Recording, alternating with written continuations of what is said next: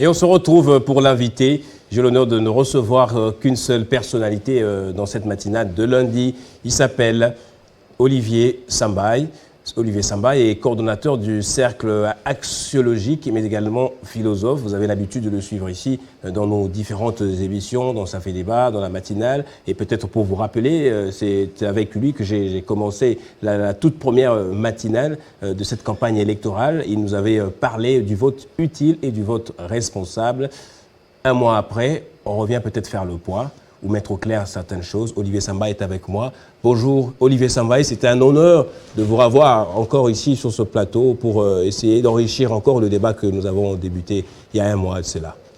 Merci beaucoup. C'est aussi un honneur pour moi d'être invité dans cette circonstance où il faut parler encore campagne électorale, parler encore élection, comme l'honneur m'avait été fait au début de cette campagne, de donner la ligne à suivre aux électeurs qui devraient en principe se présenter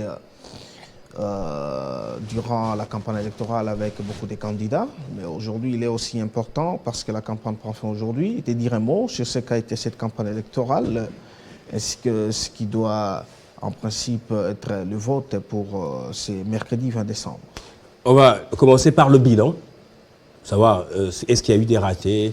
Est-ce qu'il y a eu des prouesses? Est-ce qu'il y a des leçons à tirer? La campagne électorale, vous l'avez dit, prend fin. Ce sera à minuit de ce jour. Les temps passent vite. En tout cas, je ne me rends pas compte. C'était il y a un mois que vous étiez là pour en parler, tellement que les candidats défilaient chaque semaine. Olivier Sambaye, comment avez-vous trouvé cette campagne électorale? Était-elle mobilisante et rassembleuse ou elle a été une campagne électorale très clivante? Bon, c'était normal. Ce que j'ai beaucoup apprécié durant cette période, c'est que il y a eu un tout petit peu d'un moment de respect mutuel entre les candidats. Il n'y a pas eu vraiment des diatribes comme on l'a assisté à cela dans des éditions précédentes. Et les électeurs ont aussi manifesté une certaine responsabilité. Quand même, il y a eu certains dérapages. On a vu à Mwanda, ici à Kinshasa, à Saint-Thérèse avant-hier, et puis dans certains coins. Mais le climat était calme. Et puis, on n'a pas vraiment senti la grande mobilisation. Oui, justement, quand vous dites que le climat était calme, ça veut dire que ça n'a pas été, on n'a pas assisté à une forte mobilisation ou calme pour tenter de dire qu'il n'y a pas eu des gros dérapages. Il n'y a pas eu des gros dérapages, ça il faut il y a eu le quand même des gens qui ont trouvé la mort. Il y a eu un climat un tout petit peu calme dans ce sens qu'on n'a pas senti la grande mobilisation, comme ce fut le cas par exemple en 2011, où on a vu les candidats députés nationaux descendre et puis faire des grandes mobilisations, simplement parce que beaucoup s'étaient plaints du fait qu'ils n'avaient pas été financés par les partis politiques. Et on assiste à cela depuis 2011 et il y a vraiment beaucoup de partis politiques qui ne financent pas les campagnes électorales des candidats députés nationaux. Et ils se sont battus eux-mêmes avec leurs propres moyens, ce qui fait que la mobilisation n'était pas vraiment telle qu'attendue, parce que la plupart des candidats avaient postulé espérant que les leaders des partis politiques financent. Ils obtiendraient des appuis. Exactement, qu'ils auraient un appui de la part des partis, parce que quand on est candidat député national, on bat campagne pour soi, mais aussi pour les candidats présidents de la République, pour qui on a choisi. Fort malheureusement, cela n'a pas été le cas pour beaucoup. C'est la raison pour laquelle on n'a pas senti beaucoup de mobilisation. Il y a certains même qui n'ont même pas pu, je connais certains qui n'ont même pas pu battre campagne, ils ont fait juste une seule mobilisation. Et puis, ça a été compliqué pour certains, mais seulement ceux qui avaient des moyens, ceux qui cherchent à revenir encore à l'Assemblée nationale, ils ont bénéficié des émoluments 5 ans durant, ils pensaient encore revenir, ils ont pu épargner et puis ils ont battu campagne comme il fallait. Et certains membres du gouvernement aussi, parce qu'ils avaient des moyens préalablement avant de commencer la campagne, et l'ont fait. Mais ceux qui n'avaient pas de moyens espéraient entrer dans la danse avec l'appui des partis politiques. Ça n'a pas été le cas, c'est la raison pour laquelle ça a été un tout petit peu morose pour les gens. Alors, Olivier Sambaye, est-ce qu'il y a des leçons que l'on peut tirer de cette campagne électorale pour le prochain cycle électoraux? Beaucoup de leçons à tirer. Ouais. Tout d'abord, les choses n'étaient pas organisées comme il fallait. parce que nous avions suivi le président de la CENI qui s'était plaint d'avoir commencé son travail avec 27 mois de retard. Simplement parce que nous avons manqué la planification, on n'a pas bien organisé la transition Corneille Nangaa et Denis Kadima. Parce qu'il y a eu d'abord Ronsard Malonda qui avait fait objet des rejets de la part de la classe politique. Et il aurait fallu rapidement réorganiser les choses. On a commencé vraiment en retard, simplement parce que nous avons manqué la planification. Ça, c'est le premier point. Deuxième point, c'est d'ordre organisationnel en général. En principe, c'est quand même déplorable de constater que lorsqu'on accède à un poste de responsabilité au Congo, généralement, on fait table rase. On considère les prédécesseurs comme n'ayant pas bien fonctionné, comme n'ayant pas bien travaillé, et que tout ce qu'ils avaient fait n'était pas convenable. Il faut revenir avec de nouvelles idées, quand bien même qu'on peut conserver les acquis positifs des prédécesseurs. Ce n'est pas ce que la CENI a fait, dans ce sens que il n'était pas, premièrement, opportun qu'on puisse changer le modèle des cartes d'électeurs. Parce que depuis 2006, nous avons le même modèle et ça n'a posé aucun problème. Donc, il n'était pas aussi important qu'on puisse changer des modèles des cartes d'électeurs, le type. Et voilà ce qui nous a causé. Nous avons des cartes d'électeurs pas de très bonne qualité. Les écrits s'effacent. Et puis, l'organisation aussi pour les duplicata n'était pas bien assurée. Conséquence, on s'est retrouvé avec beaucoup d'électeurs qui ont perdu les cartes, et les cartes aussi dans un état défectueux, mais ne sachant pas obtenir les duplicata, faute d'obtenir les duplicata, la CENI va faire quelque chose d'inédit qu'on n'a jamais vécu, en tout cas je n'ai jamais vu ça, dans le monde ainsi qu'en Afrique, qu'on organise des élections sans que l'électeur n'ait sa carte d'électeur, parce que les communiqués qu'on a lus le jeudi dernier, c'est que ceux qui ont perdu des cartes, faute des duplicata, vont se rendre au bureau des votes pour voter. Et ceux dont les cartes sont dans un état défectueux vont aussi voter. Les agents de la CENI vont les prendre en charge. Tout ça, c'est l'expression justement du manque de planification, ainsi que du désir de toujours démontrer qu'on connaît, on sait mieux faire que les autres, alors que il n'y a rien de nouveau sous le soleil, quoi. Ouais. Alors qu'on pouvait bien conserver le type des cartes d'électeurs. Là, d'ordre organisationnel, c'est d'abord le point. Deuxièmement, nous avons quand même assisté au précédent processus. Lorsqu'il y avait des contraintes, à chaque fois qu'il y avait des contraintes, la CENI présentait ces contraintes un peu tôt, pour permettre au gouvernement, les véritables et l'excellent bailleur des fonds de la CENI, à venir en aide pour élaguer ces contraintes-là. On a vu Corneille Nangaa en 2018, au mois de janvier, présenter les contraintes qui pourraient empêcher la tenue des élections en décembre 2018. Et c'était à 11 mois avant les scrutins. Fort malheureusement, pour l'actuelle équipe de la CENI, c'est le 5 décembre qu'on nous présente les contraintes. Le problème, c'est qu'on prête souvent des choses à confusion. Mais c'était les dernières contraintes, parce que la CENI, quand j'essaie de me souvenir, c'est à tout moment, à plusieurs reprises, livré à cet exercice-là de rendre public les contraintes depuis l'année passée, peut-être. Oui, exactement, mais les contraintes d'ordre logistique. Parce que la CENI présentait souvent les contraintes d'ordre d'appui budgétaire. Okay. Nous n'avons pas encore reçu X montant, il nous faut les recevoir pour accélérer les choses. Mais je parle des cartographies des risques, parce que ce que nous devons comprendre, organiser les élections, c'est un projet. Et dans le management des projets, et c'est aussi renseigné par Pristo, qui est l'un des programmes de management des projets les plus utilisés dans le monde occidental, enseigne aussi que lorsqu'on est dans l'élaboration d'un projet, il faut toujours tenir compte des risques. Il faut présenter la cartographie des risques, c'est-à-dire des contraintes qui pourraient empêcher la réalisation ou la matérialisation du projet.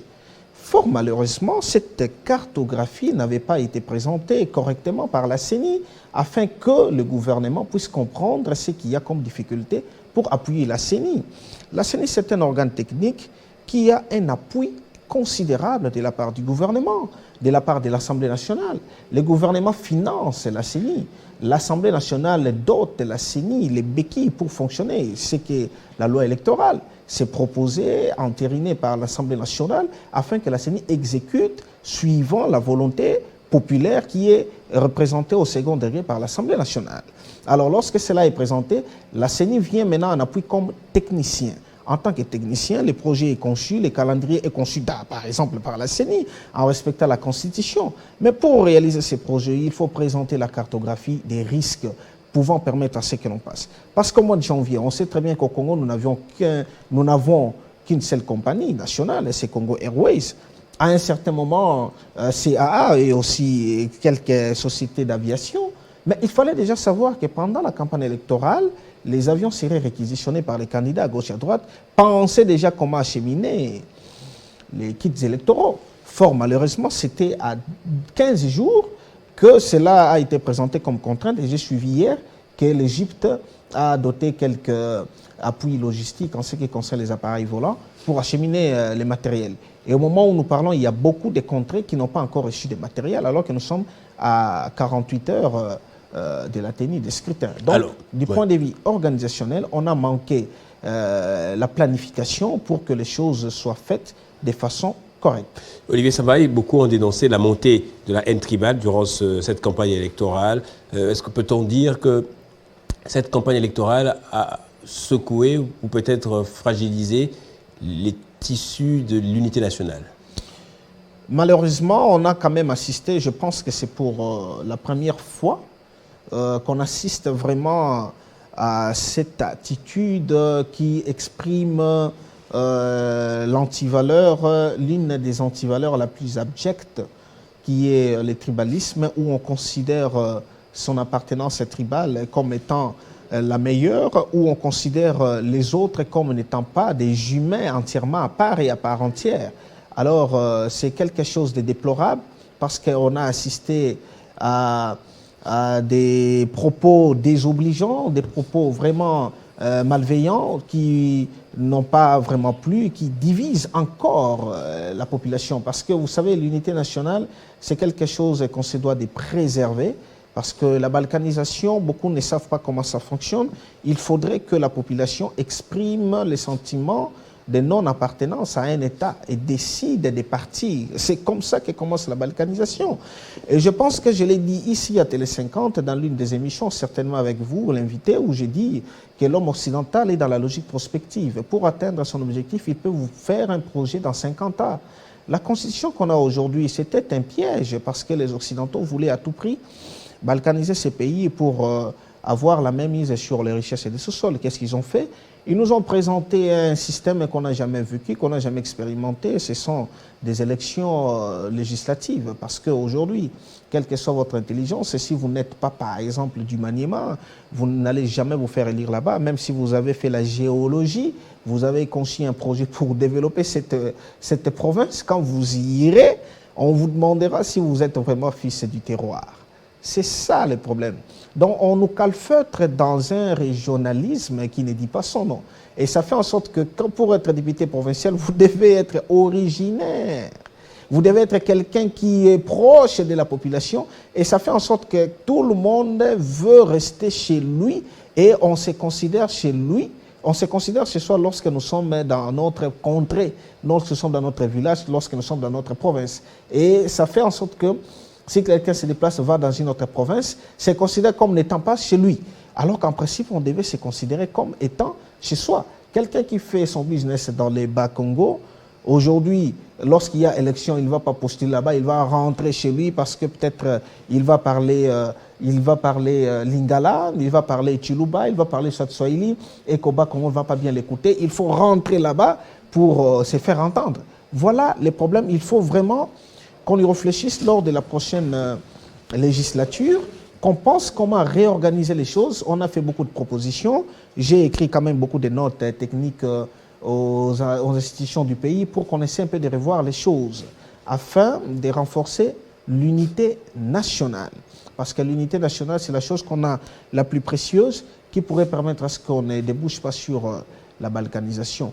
Et pour preuve d'ailleurs, l'État craint de régionaliser, de fédéraliser, parce que pour le développement rapide du pays, c'est le fédéralisme. Mais jusqu'à aujourd'hui, ça fait 63, on n'a jamais adopté le fédéralisme comme modèle politique au Congo, simplement parce qu'on craint les séparatismes parce qu'on est toujours dans l'unitarisme. Or, l'unitarisme est resté seulement d'ordre institutionnel, mais dans la mentalité de la population, ce n'est pas encore une réalité aussi vivante.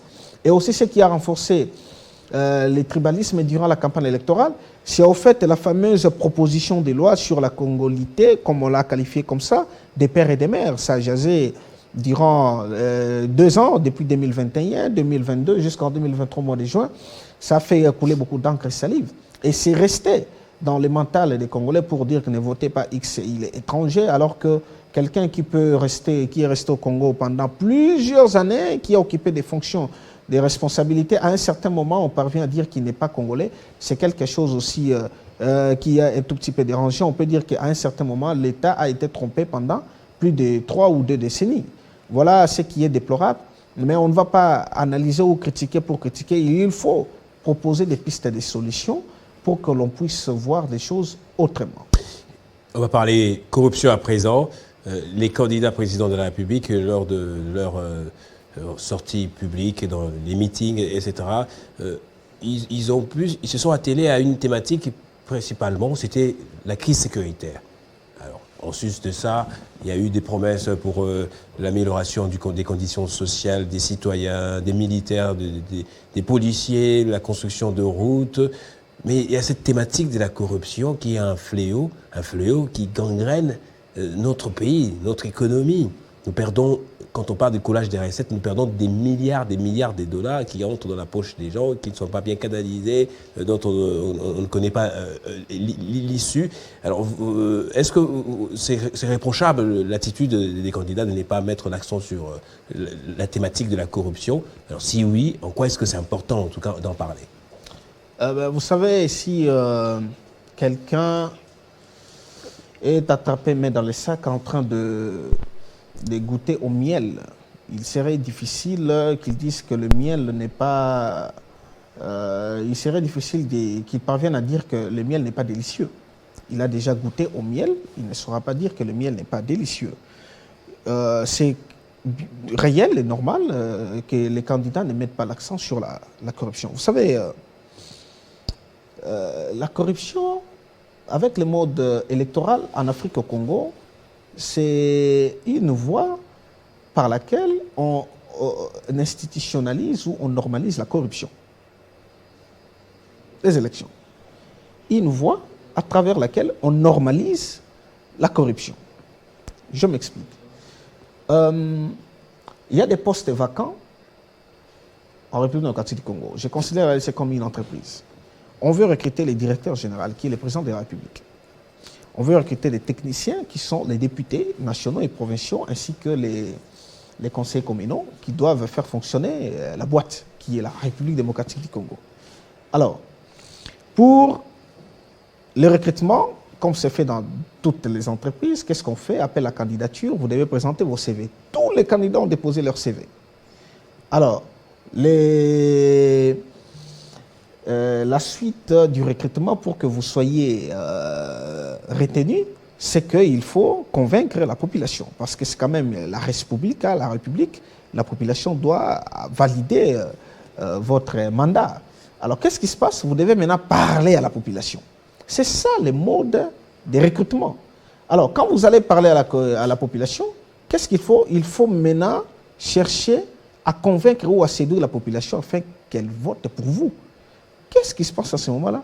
On peut acheter les consciences. Nous le voyons, des candidats députés qui passent pour dire que j'ai donné autant d'argent, 21 000 $, 28 000 $, j'ai construit X, j'ai construit Y, je fais ceci, je fais cela. Mais vous comprenez que c'est une sorte de rachat de conscience afin que l'électeur vote pour vous simplement parce que vous l'avez donné quelque chose dans sa vie. Vous avez contribué à un certain moment à quelque chose dans sa vie. Et il reste avec une dette morale pour aller voter pour vous. Et conséquence, on vote par affinité et non par raison.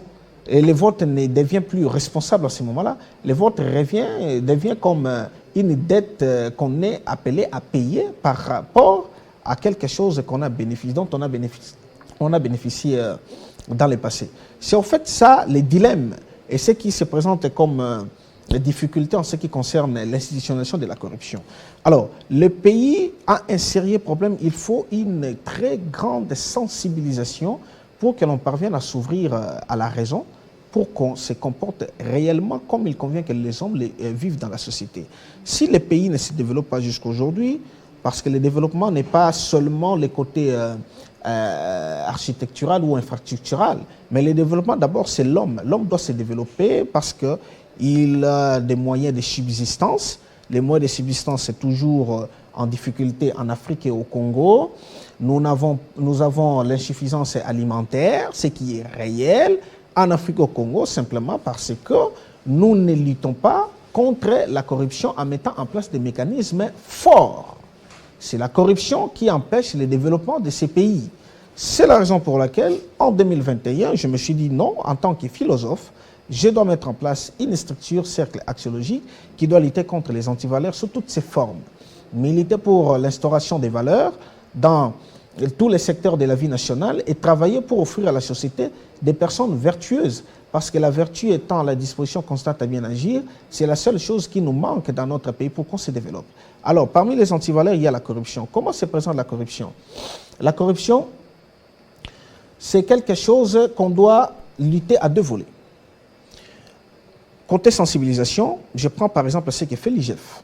L'IGF a accepté l'accompagnement de notre ASBEL en ce qui concerne la sensibilisation. Il y a des conférences qu'on a données avec l'IGF.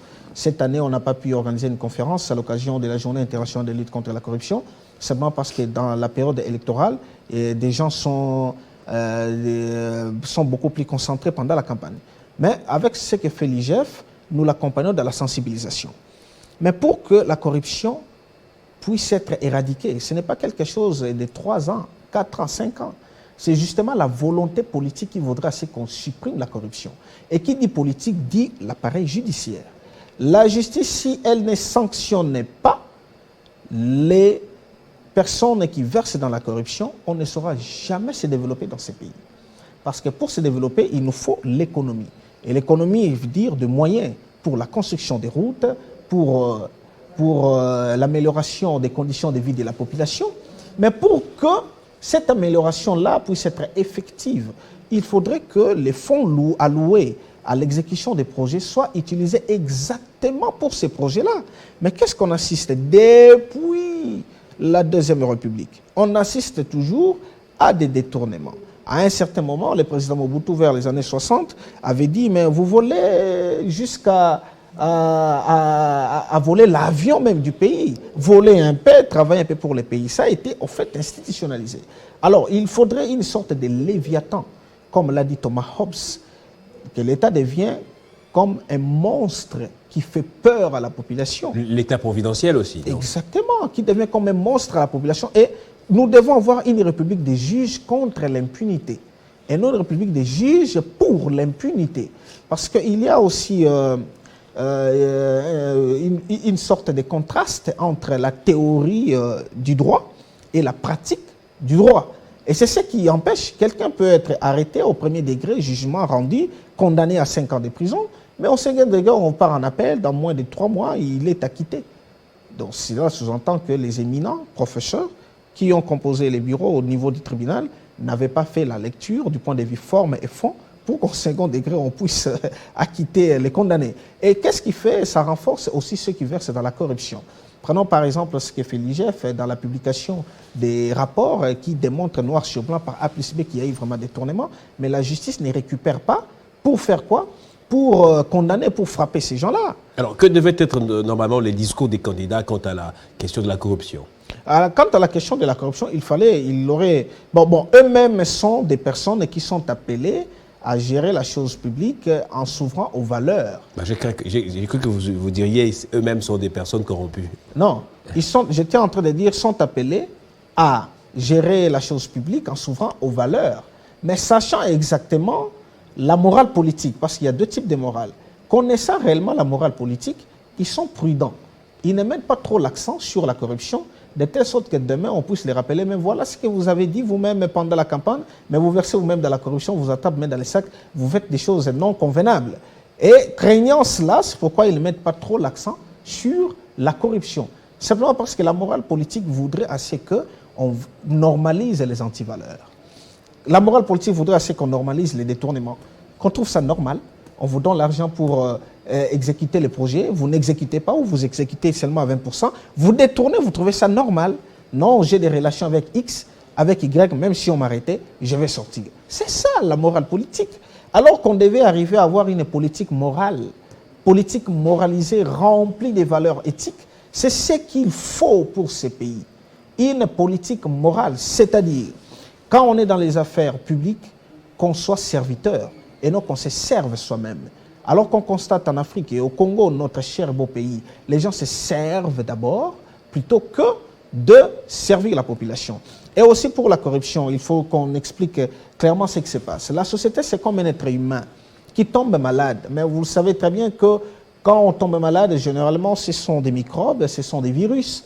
Et le plus grand virus qui peut empêcher à ce que la société soit en bonne santé, c'est la corruption. Mais voilà, la société n'est pas en bonne santé. C'est le plus grand virus qui est entré, qui a perturbé les fonctionnements physiologiques. Et conséquence, c'est que nous ne sommes pas en bonne santé. La République démocratique du Congo n'est pas en bonne santé pendant plusieurs années parce qu'on ne parvient pas à trouver les vaccins, au fait, et la thérapie. La thérapie plutôt pour éradiquer ces virus, ainsi que le vaccin pour empêcher à ce que ces virus n'entrent pas. Et le Congo est malade simplement à cause de ces virus. Alors, l'expression ou les symptômes de ces virus, c'est quoi? C'est les détournements. Les symptômes de cette maladie, c'est les détournements. Et nous sommes en train de voir quelqu'un lorsqu'il est malade et il est en train de tousser. On sait très bien que non, c'est la toux. C'est causé par exemple par la poussière, par exemple. Mais les détournements sont causés par quoi? Par la corruption. Parce que la corruption a des volets. Vous avez d'abord les volets en tant qu'humain qui, généralement, l'homme est né grégaire. C'est à travers l'éducation qu'il parvient à se transformer pour devenir pleinement humain.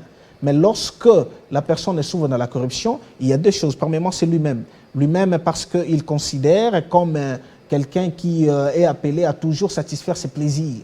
Lorsque les plaisirs et les désirs se présentent, il faut à tout prix les satisfaire, il faut à tout prix les assouvir. Ça, c'est le premier volet de la corruption. Donc l'homme lui-même s'ouvre à la concupiscence, comme je l'ai toujours dit, les désirs acharnés à vouloir maximiser les plaisirs et les désirs.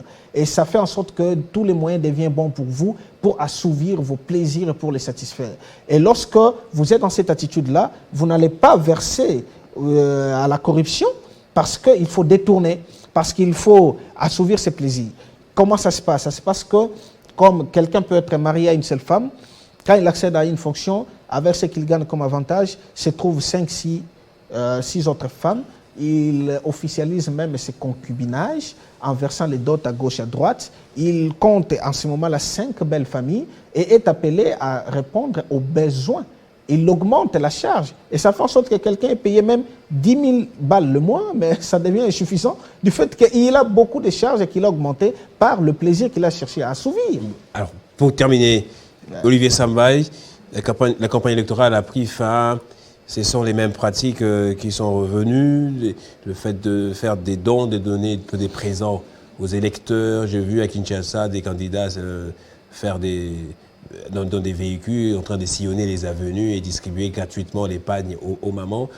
Bon, là, c'est la partie campagne électorale. Désormais, chacun est face à sa conscience, face à lui-même. Que doit être le comportement, l'agissement des électeurs en ce moment, après avoir été exposés à tous ces bruits publicitaires et médiatiques des politiques? Je voudrais lancer un message clair en ce qui concerne le vote qui aura lieu le mercredi. Vous savez, il y a en mathématiques l'une des parties qu'on appelle arithmétique qui enseigne que 1 plus 1 est égal à 2.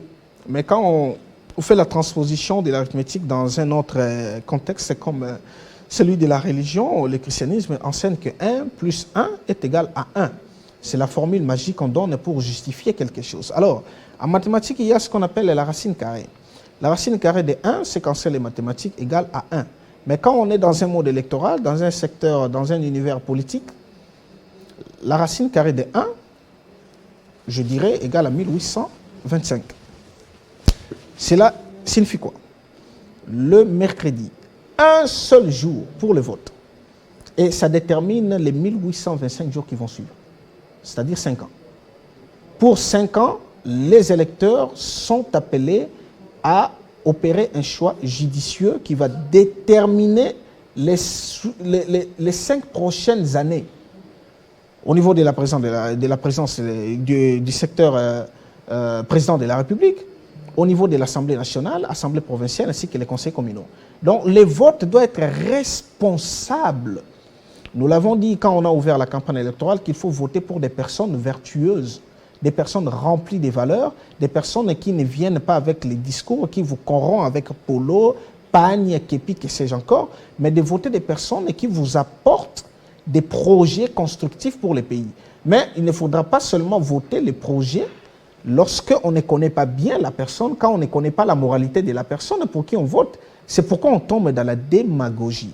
Pour ne pas tomber dans la démagogie, il faut embrasser et les projets et la personne, reconnaissant cette personne-là comme quelqu'un de valeur, comme une personne vertueuse. Quand une personne vertueuse vient devant vous pour vous présenter les projets, parce que vous reconnaissez déjà en lui les valeurs, il va exécuter les projets, il ne va pas verser dans la démagogie, il ne va pas vous dribbler, vous, la population. Donc, vous connaissez tous ces gens-là, à tous les niveaux. Il faut voter utile, voter responsable, parce que ça va déterminer les 1825 jours qui vont suivre après le 20 décembre, parce que la publication, c'est le 31. On va compter les 1825 jours qui vont suivre. Donc, il faut que ça soit responsable. Aussi, quelque chose de très important pour terminer. J'avais proposé, depuis l'année passée, mais je pense que à un certain moment, les politiques aussi commencent à prendre en considération nos propositions. Nous avons proposé à ce que les processus d'enrôlement, tels qu'organisés depuis fin 2022, soient les tout derniers processus. Qu'on ne parle plus d'enrôlement dans ces pays. Parce que ça nous coûte beaucoup d'argent pour rien, alors que l'enrôlement est exclusif et non inclusif. Qu'on organise les recensements. Je félicite l'ONIP qui a lancé le processus de recensement, quand même que le calendrier n'est pas défini, ainsi que la cartographie, alors que nous avions proposé à ce qu'on puisse décentraliser, que ça descende dans les niveaux des maisons communales, ainsi que de tous les 145 territoires, et non centralisé à un seul endroit, pour qu'on fasse aussi une très bonne chose. Mais avant de délivrer les cartes, on devait commencer par le recensement. Et non délivrer seulement les cartes comme ils ont indiqué, qu'il faut amener la carte d'électeur, passeport ou permis de conduire pour obtenir la pièce d'identité. Il faudrait qu'on fasse le recensement de la population. Dans 2 ans, on peut avoir toutes les données démographiques. Et après le recensement, on délivre les cartes d'identité de façon permanente avec une validité de 10 ans. Mais je suis en train de voir ce qu'on a délivré, ça a une validité de 5 ans. Alors qu'on devait donner avec une validité de 10 ans pour rationaliser les dépenses publiques. Quand on fait les recensements, qu'est-ce qui va suivre? Il va suivre qu'on supprime l'enrôlement. En 2028, on devra voter sur base de notre carte d'identité. Les ministères de l'Intérieur, parce qu'on ne dira pas que le ministre de l'Intérieur va tricher, va empêcher à la CENI de bien fonctionner, doit travailler en partenariat avec la CENI de telle sorte que les données démographiques qui seront consolidées avec les serveurs gardés au sein du ministère de l'Intérieur, on donne les données démographiques à la CENI en signalant tous ces Congolais-là qui ont les cartes d'identité, parce que ça va être signalé que XY a déjà sa carte d'identité. Secteur par secteur, province par province, et la CENI va prendre ces fichiers-là pour constituer son fichier électoral. Et les jours de scrutin, on va avec nos cartes d'identité, et la CENI devrait publier, vous voyez qu'on aura la facilité, 6 mois, 3 mois avant, on compile les données pour annoncer à la population là où ils vont voter 3 mois avant. La loi électorale pourrait aussi être modifiée dans ce sens-là. Vous voyez que nous allons rationaliser les dépenses. On ne dépensera plus 500 millions pour organiser l'enrôlement, parce qu'en 2017, 500 millions, en 2022, 500 millions, ça fait 1 milliard. Alors que 1 milliard, on peut l'affecter à autre chose. Si on organise l'enrôlement de façon régulière, de façon permanente, quand je perds ma carte d'identité, je vais à ma maison communale où j'habite afin qu'on me donne les duplicata. C'est possible. Et ça fera en sorte que, en ce moment-là, on va en fait voter sur base des cartes d'identité. Aussi, quand on va organiser les élections en 2028, que l'on évite de dire que nous sommes une jeune démocratie, il y a toujours des imperfections. Il y a lieu d'organiser les choses de façon correcte lorsqu'on s'ouvre à la raison, quand on fait recours à la rationalité pour bien faire les choses et sans intérêt partisan. On va organiser les élections en présentant les calendriers électoraux qui devraient être respectés, en présentant les contraintes d'ordre logistique peut-être 20 mois avant, pour qu'on évite à ce qu'on soit dans une situation comme le mercredi, on ne sait pas vraiment ce que ça va se passer, mais on souhaite qu'il n'y ait pas des soulèvements ou qu'il n'y ait pas des histoires non désirées afin que la paix règne et aussi la responsabilité de tous les électeurs. Il y avait encore d'autres questions à vous poser, mais le temps a vite filé. Je suis donc appelé à vous dire merci, à vous remercier pour votre participation, pour tous ces raisonnements. On espère que doivent être les discours aujourd'hui pour consolider cette unité nationale à un jour des élections même. À un jour des élections, mais on peut tout dire de Mobutu, mais les slogans de Mobutu pour l'unité nationale étaient tellement forts. Tatabo, Moko, Mamabo, Moko, Ekolobo, Moko. Notre Congo, c'est ça le discours que tous les candidats doivent prononcer pour renforcer l'unité nationale. Si on ne va pas réviser la condition telle que nous l'avons proposée, de telle sorte qu'on puisse nommer les gouverneurs, ça sera très difficile qu'on puisse arriver à l'unité nationale. Parce que les ministres ont une prépondérance sur les gouverneurs. Mais les ministres sont nommés. Ils sont plus de 50 membres du gouvernement. Alors que les gouverneurs, ils ne sont qu'à 52, 26 gouverneurs pour les 26 provinces. Si on les nommait par ordonnance présidentielle, ça fera en sorte que Mobutu l'avait compris.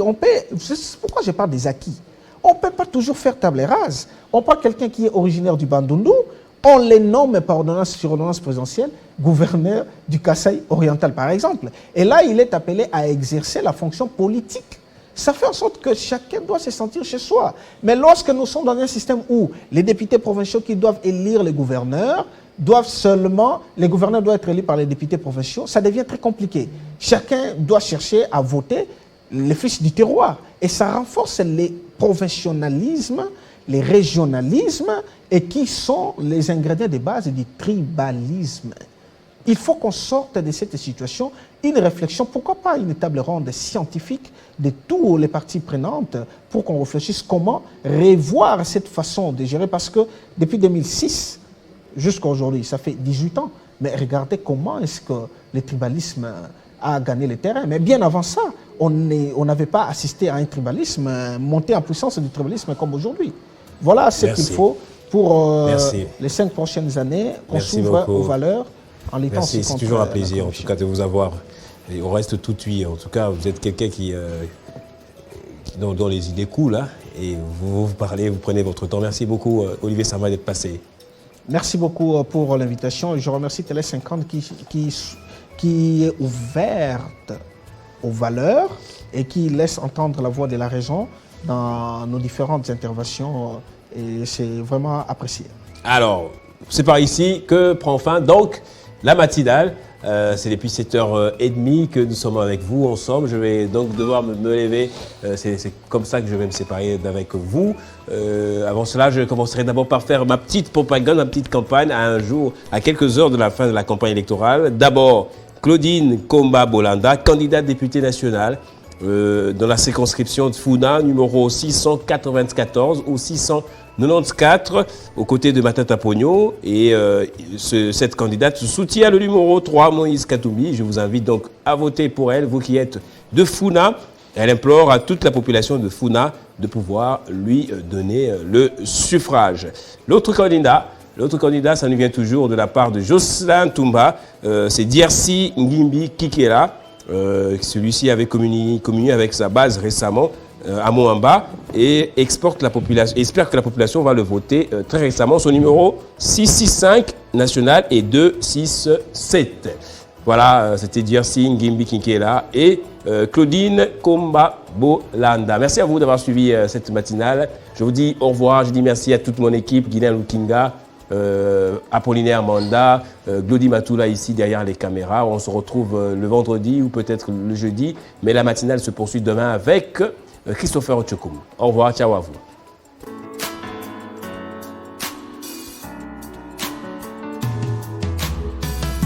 Aujourd'hui c'est ton jour, happy birthday. Tout le monde à la maison, happy birthday. Avec moi nous fêtons, happy birthday. C'est maintenant ton moment, happy birthday. Aujourd'hui c'est ton jour, happy birthday. Tout le monde à la maison, happy birthday.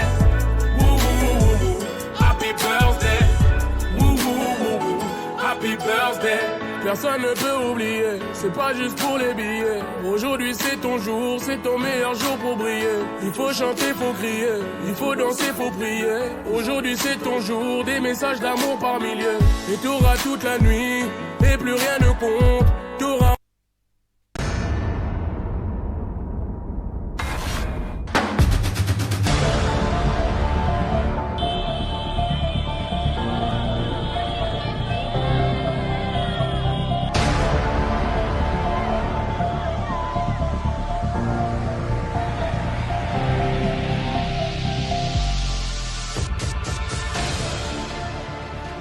Papa Goma, président de la République, chef de l'État, anasema dipande vishuke, toutes les provinces du Congo doivent se développer. Sur le plan économique, munaona maefort konafanya juu ya kudefendre intégrité ya territoire national. Anasema il doit mettre fin à l'agression et il veut que cette province se développe sur le plan économique. Na tunamilomba kitu moja, vous devez être derrière vision ya chef de l'État de nous soutenir dans l'entrepreneuriat. Yeye eko naendelea kufanya pale yake.